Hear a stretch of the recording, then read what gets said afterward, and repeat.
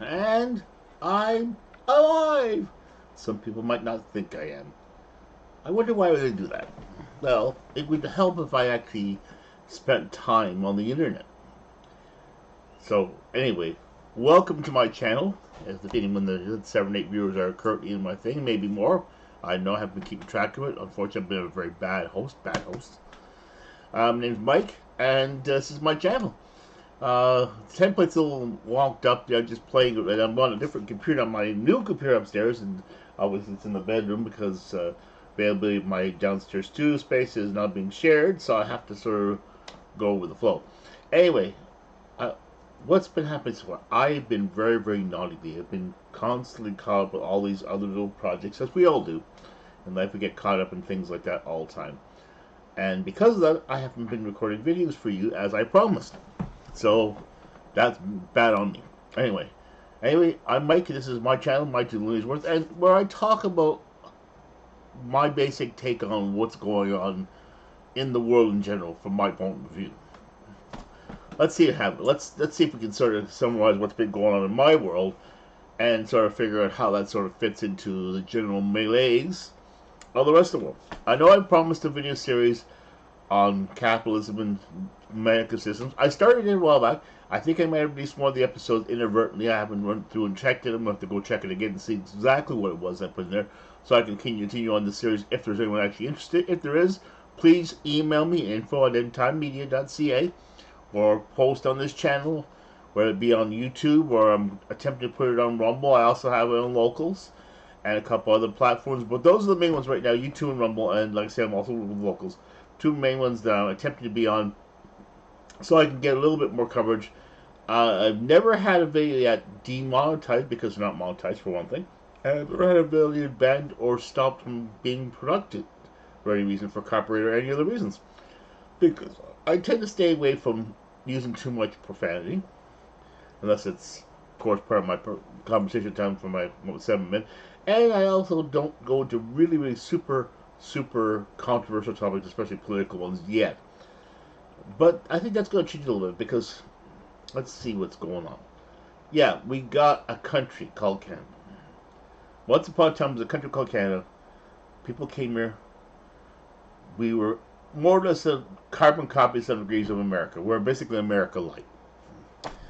What if Britain created a country like America? The British one.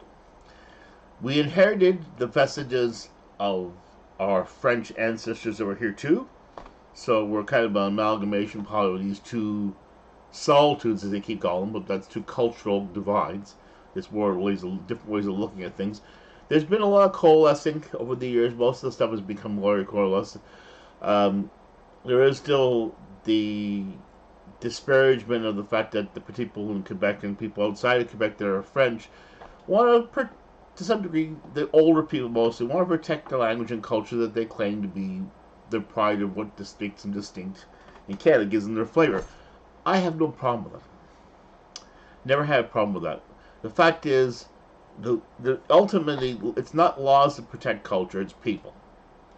And if people don't want a culture, or don't promote a culture, or don't keep it active and make it a vibrant thing that has relevance amongst themselves and other people, and becomes a welcoming thing, and a sort of essential addition to Canada, a value-added addition, makes us distinct and makes us a unique place to go in the world, and sort of makes us different from other places like the Americas to a certain degree, although we have so much like America, which shows so much America. It's my t-shirt.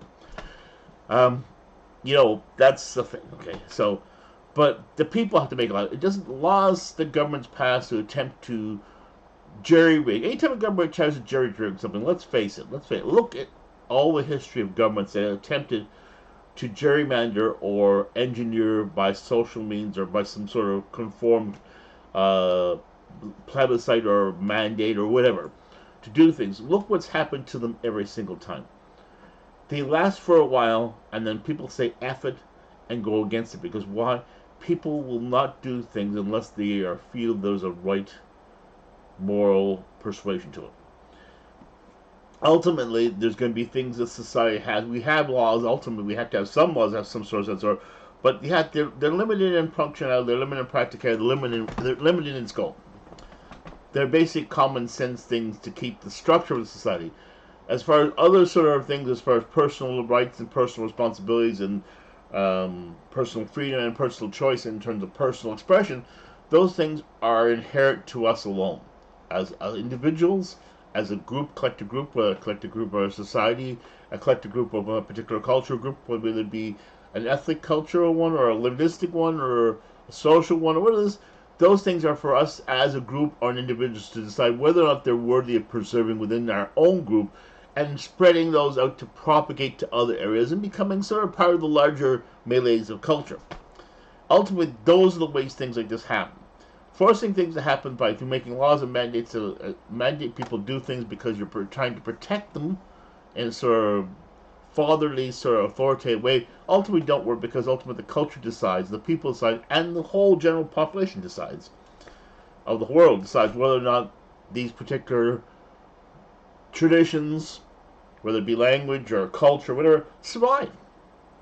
And the best way to keep a culture alive is to let the people that value that particular culture, that actually relish it and think it's important to them, let them be the ones that make it worth it. Make them be the ones that promote it. Don't have to jerry rig anything to make it. Give people the supports to make it happen. Give them tools. Give them tools to make it happen. And this goes to anything, including things like what they call the global warming crisis of the world. Well, I got some bad news for you about global warming. We're on a planet that is spiraling towards the sun, less like everything else in a universe that is spinning out towards the universe. We have not lived on this planet, none of us, long enough to know the long-term effects of what's going to happen to our entire solar system, yet our own universe, over the course of time. We just have to go along for the ride. Doesn't mean that we can't have effects on it on our own in terms of like what we do. Pollution does affect other things than the environment, I call it. They call it climate, I call it environment. The reason I like the word they use environment rather than climate. Climate is an innocuous term. Climate's like a sunny day or a rainy day. Those things happen regardless of what we do, what inputs and outputs we do to that. Those always happen. What we can do is by tweaking things out with the environment, whether it be pollution, air, wind, water, ground, whatever type of pollution, human pollution in terms of population, taking over areas and making ourselves overabundant in areas where nature has existed in some form, whether it be animals, plants, or so forth, and trying to re-engineer nature and make it fit our own model of things. And all these other effects that human beings do by just their very existence, whether they consume things or just existing basically, just even back to the caveman days. Even if we just continued living like the caveman days and just kept growing and growing and building more caves and more caves and more caves, and basically the same effects would happen. Maybe not as fast because we've made better caves. We learned how to build caves on top of caves. We learned how to build caves underground and on top of caves. We learned how to make more efficient size caves to stack them higher and higher up in the sky. So now we're no longer just in the ground, we're inhabiting the sky and the heavens and the stratosphere. Something that many Christians and religious people of the day would have never thought that human beings would ever aspire to. Imagine if you could see today these massive buildings, 20, 30, 50, 100-story buildings, in a time when they thought that going up towards the sky was basically heading towards God, and of course what the wrath of that would be, because the fact, the arrogance that we could go to approach God. Well, obviously that arrogance is no longer there because what's happened, society is not really caring about the idea of whether it approaches God or not. Let's face it, that's just, whether you believe in God or not is immaterial. It's just look at what the results of human behavior are, and the results speak for themselves. So anyway, that's about that. So right now we're in a country called Canada, and most of us still love Canada, in spite of all the political strife and the world problems and people talking about global warming, or I call it economic change, environment change, our humanity's place in the world as far as this little rock's concerned has changed. We don't talk about this, but Canada's more as a good country still, even in spite of what's happened politically and with certain people's personal agenda and that. It's still a good place. Is it a great place? Not as great as it used to be. I mean, there's places, but the thing is that you can always look at places. There's always a place, you might think, no matter how bad the places you have, be thankful it's not as bad as some other place. Unless you're in the absolute worst place, and then all you've got to go is up. Really, if you're in the worst place in the world, the only place you got to go is up. You can't go any further down. You're at the bottom. You already reached the bottom, unless, of course, there's a bottom to your bottom. And then, of course, I don't know what to tell you. Sorry, I can't really tell you much. So, anyway, enough said about that. Like I say, right now we're going through in Canada. We're going through a lot of economic and financial and political turmoil. People are attempting to figure out what it means to be Canadian. What things as Canadians do you expect as inherent privileges of being Canadian? Inherent in terms of like expectations. Things like having a good standard of living, having a decent job, being able to contribute to society, not being a social pariah to some degree, whether it's unless it's someone that's disabled or just unfortunate that we as a society can practically take care of. But as far as productiveness in society, most of us aspire to go and become productive. We grow up, we want to be productive, we want to have a good life. The good life means prosperity, a good job, good home, family, etc., whatnot. Some sort of life that we leave behind us that we are proud of. And that's what's happening. A lot of the young people today are not getting that vision anymore. And they're wondering why. Well, the thing is, there's people attempting to engineer the world and change it in ways that are not necessarily the best for you, but they're the best for them. Because they believe that by changing the world, they're attempting to fix one problem by gerrymandering things in a certain way that they think will actually solve the problem that they think they need to solve. Because they think they're the only ones that have the authority, power, and means to solve this problem. But ultimately, if you look at their behaviors, many of these people's behaviors are very contrary to the way they think. It's the old saying, do as I say, not as I do. It's looking really familiar, isn't it? It's a very familiar, it's something that's happened throughout history. It's not new. These people think they're doing something new and creative. They're just repeating the same old tired tropes that happen in society. And there's a song that Sting released called History Will Teach Us Nothing. You would think these people would learn about that song and listen to the words. Words are there on purpose to tell you something. Repeating the same thing and tweaking a little bit is not going to change it. You have to do things a completely different way altogether. And the thing is, obviously, these people are not going to do that. They're hell-bent because they're committed to this role, as much many of their followers. The thing is, us as a majority have to decide whether how we want to shape our world, who we want to give the authority to do that, and are we willing to accept the consequences of those changes for ourselves, for our children, or our children's children? What type of world, what type of universe, what type of planet do we want to leave behind for not just us, but the generations and generations as we get closer and closer to our inevitable fate, as it planned its demise. Now, none of us want to think about that because we think it's so far off the distance. But eventually, one of our generations, if we live long enough, this society continues existing long, and this is the longest running civilization to go to date, as far as existing, in spite of all the wars and conflicts and that, of all the history that hasn't completely destroyed itself yet. So maybe we got something. Maybe we have something worth saving. But we have to rethink it. We have to rethink it as people and decide what it is that we want it to be for ourselves now. Exactly. Like I say, as I say, everything I say is my opinion based on how I observe things. I'm not an expert on this stuff. I'm just another person like there that has a brain and chooses to use it. And because I have a brain, and because I'm always being exposed to new things and new ideas and new concepts and thoughts, I'm perfectly willing to accept a change. Somebody can give me compelling arguments to why maybe my thinking is either incorrect or misskewed or misguided, or maybe needs a little bit of an evolution. Maybe I'm on the right track, but I need a little bit of a course correction.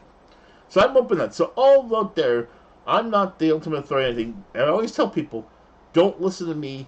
Listen to yourself. Read. Use your own voice. Use your own time. Use yours. Talk to other people. Get a conversation going. This is the big thing. If we all, as humans, had a conversation with each other, instead of calling each other names and labeling each other because we don't want to talk to someone, anyone that we don't want to talk to, we soon name the name, we automatically killed all possible dialogue we can have with other people in terms of any sort of compromise. Then it's going to get to a point where people think the only way to get things done the way they want it is to impose their will to others. That never works. Ultimately, a network works because What'll happen is people that will see how that type of thing does not benefit them and their friends and family are ultimately going to push back. They might not push back right away, but they ultimately will push back. And the fact is, anytime you have a person like Trudeau who compares China as a perfect place to do things because you have a dictatorship, doesn't understand the word of that large in terms of how revolutions and why revolutions come.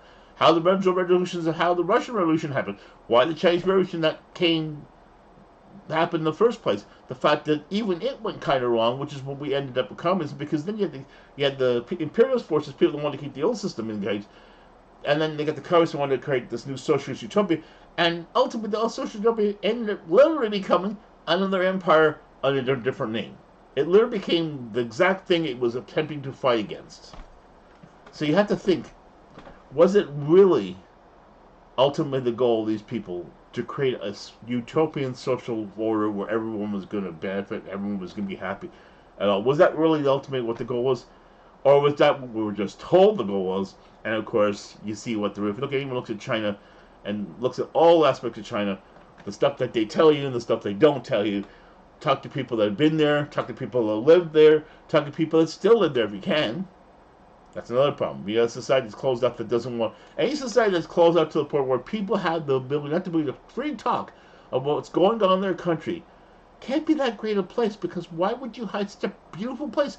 Why would you prevent your people from telling everyone in the world, unfettered and unprotected, uncensored, and unwatched, how magnificently fantastic your place is? Why would you do that? Why would you have to get what they call white monkeys to do it for you? Why would you want to have foreigners tell other people how great you are? Wouldn't you want people to come and see how great you are? You're such a great, fantastic place. But the thing is, it's like the Wizard of Oz. You pull the curtain, and you see that the actual wizard is a tiny little man. Anytime you see that, you know that the whole thing is a lie. And many of the great truths we have, like this, like was it in Star Wars, where the Obi-Wan Kenobi says, many of the truths we cling to are based on our point of view. And it's true. All of our truths are based on point of view. We're all skewed to some degree about our truths, based on how we see things and perception. That's why, like again, I say, don't listen to me as an ultimate source of everything. Use your brains. Think for yourselves. Stop letting people think for you. When you start thinking for yourself, then you ultimately will get to a place where you actually get something done in life. Once you start letting other people think for you, then you have a problem. Unfortunately, a lot of us are too lazy to think for ourselves because it gets in the way of just our living lives. We figure, well, we can't change anything, we can't do anything about it. We give up agency to think about it, we just decide to do nothing and therefore just let it happen and hope that it doesn't affect us. Unfortunately, it does affect everybody. One way or not us, maybe us, but our kids, our friends, our family, our future. So, what have we learned so far? Okay, what we learned so far is the fact that the world is a very complex place. We're all just agents in this very complex puzzle of human existence. We're all trying to get along together and form a perfect world, but we're trying to figure out what if that perfect world is, and who gets to decide what that perfect world looks like, and how can we all get along and progress and evolve as humans further than we can ever have, meanwhile respecting each other's right to be. Not an easy question at all. Anyway, so like I said, I've got things I want to bring. I want to continue on the series about capitalism because I think we have to learn from the past as they learn about how the future works and how the potential future could be.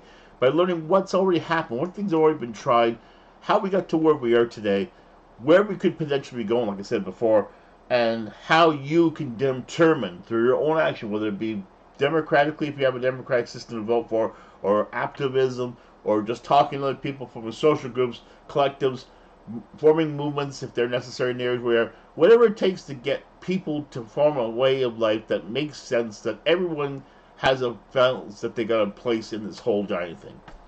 So that's my sort of thing, and that's my 2 Loonies worth for this week. For this month, actually. Maybe. I may attempt to record another recording next 2 weeks. I'm going to be going on vacation at the end of August for the weekend, so I may try to sneak in a recording quickly. I may attempt to get on track the series about the series that I want to start. Then I've got a couple other ideas for series that I might want to talk about if there's people interested in wanting to hear these types of things. I also might start doing some short videos because ultimately, like this video has been a whole. Holy jeez, what how long has it been? It's been a whole. 20 minutes. So I might try some little short videos as well because I think maybe these are a little bit too long. And of course, like I said, I maybe tend to repeat things because I tend to ramble on about stuff because I'm very passionate about this. And I know a lot of YouTubers have scripts and they have talking points and they have stories and they have. I just have me. I just have my life's worth of experience and how I see things in the world, how through my eyes, and how I think things have gone wrong and what things could be done better. So ultimately, I'm just another person like you with just my own life experience, my own point of view, and I figured I'd just put it out there and see maybe other people have like mine to put some debate discussion about this stuff. So anyway, I'm going to end this for this week. As always, like, comment, and subscribe. Subscribe to my channel. Please subscribe to my channel. Tell your friends. If you like my comments, tell my friends. If you don't like there's something wrong, tell me. Please tell me at info.intimemedia.ca. Send me an email. I will attempt to go through it and check it.